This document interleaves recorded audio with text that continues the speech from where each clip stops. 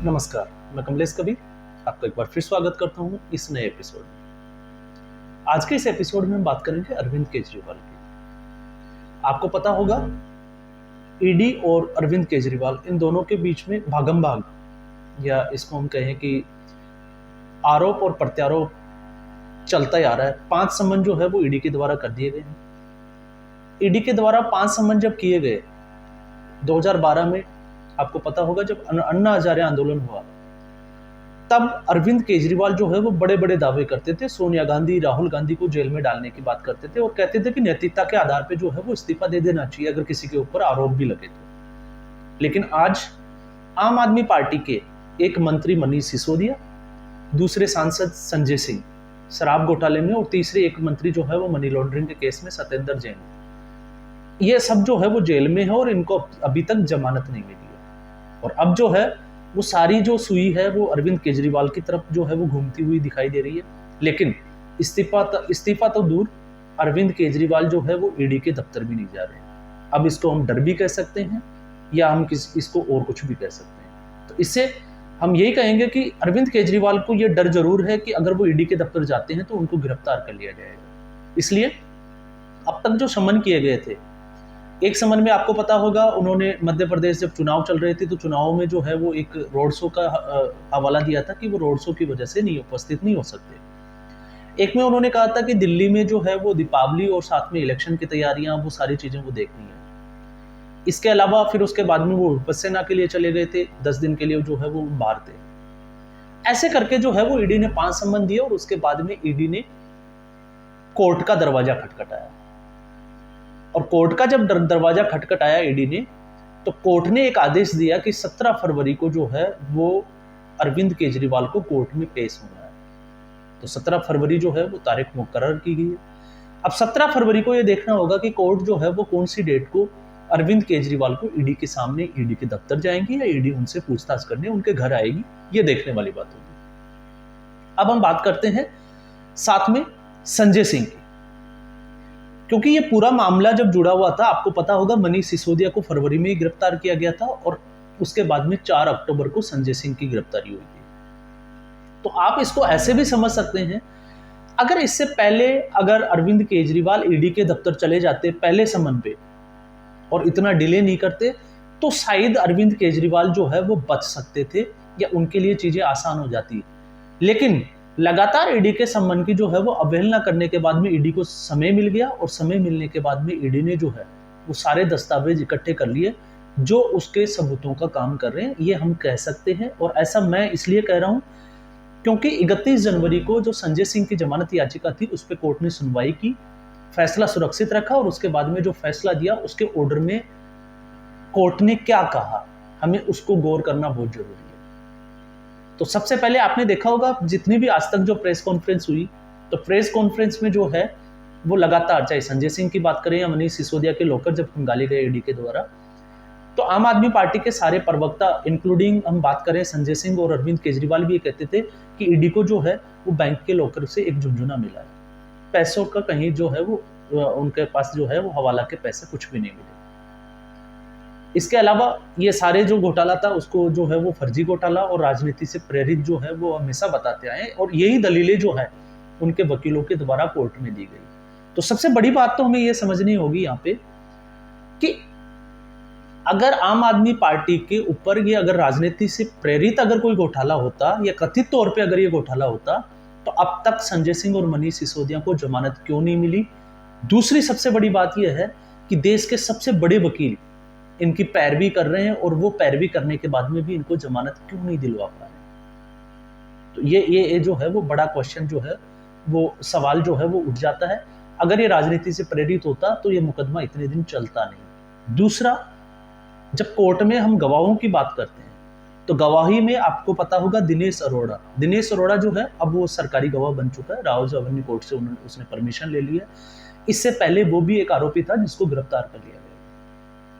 अब दिनेश अरोड़ा के ईडी ने जो बयान जो लिए गए थे, रिकॉर्ड किए गए थे, वो पीएमएलए एक्ट के थ्रू लिए गए थे।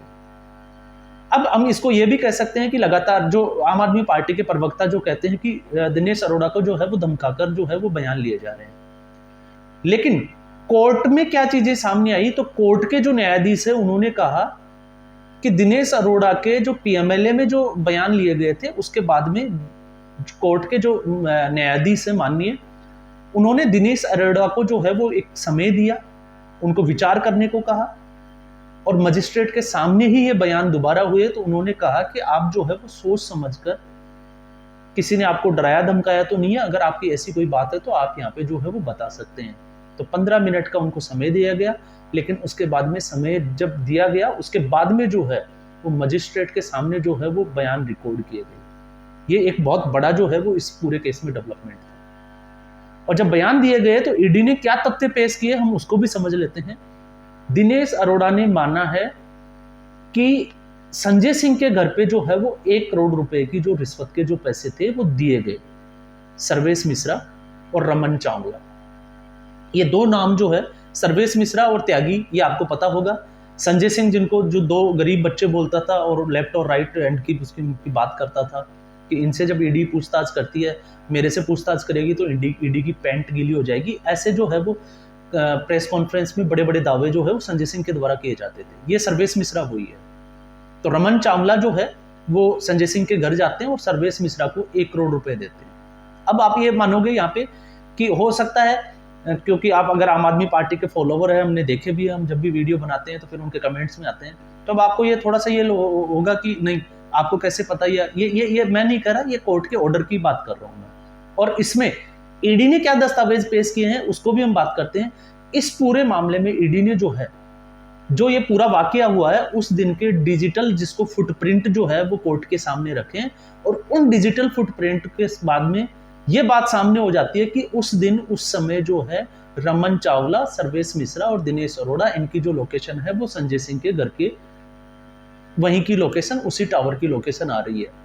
इसलिए इस तथ्य को जो है वो कोर्ट ने स्वीकार किया है, ये हम और आप बात नहीं कर रहे। दूसरा, इसके अलावा चंदन रेड्डी, उनके द्वारा भी जो है वो 4 करोड़ रुपए अलग अलग जगह है, अलग अलग समय पे जो है वो संजय सिंह के घर पे जो है वो दिए गए।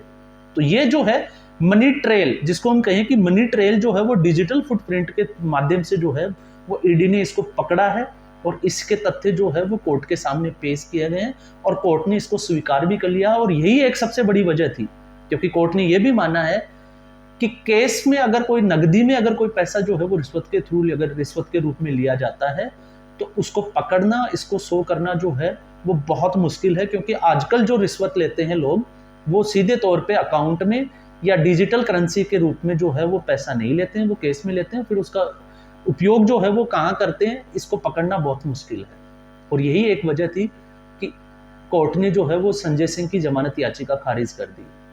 और इससे अब एक चीज समझ में आती है कि संजय सिंह की जो जमानत याचिका खारिज हुई है, तो अब जो है वो अरविंद केजरीवाल का इसमें फंसना जो है वो तय माना जा रहा है, उनकी गिरफ्तारी जो है वो तय मानी जा रही है।